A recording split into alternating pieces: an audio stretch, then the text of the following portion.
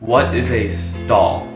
To first understand what a stall is, you have to understand how lift is created, or a basic understanding of what lift is. Airflow goes over and under the wing, creating a pressure differential, where the one above the wing is lower than the pressure below the wing. Think of this like a boat. A boat floats on water. That water has a higher density than the air above it. So, that boat will float on top of that water, just like a plane will float on that higher pressure than the one above it. This is called Bernoulli's principle.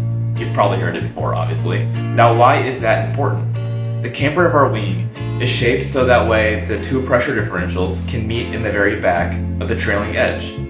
This is how we get our lift.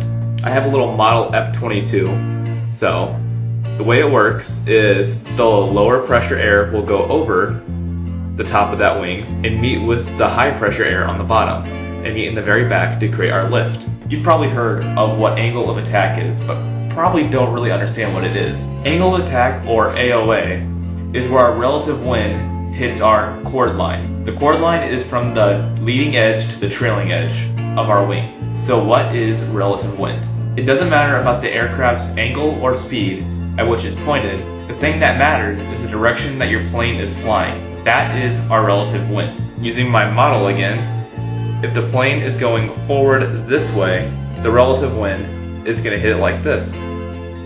Even if our angle is pitched up like this and it goes this way, our relative wind is still hitting it right here. It's still going in that direction, so our relative wind will still hit it like this. So let's say our aircraft breaks that critical angle of attack.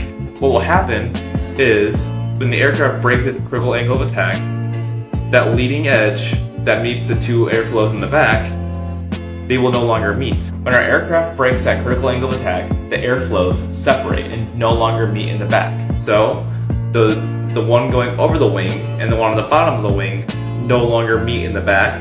The one on top separates. So that's why you have to get your nose down so you can get airflow back over the wing.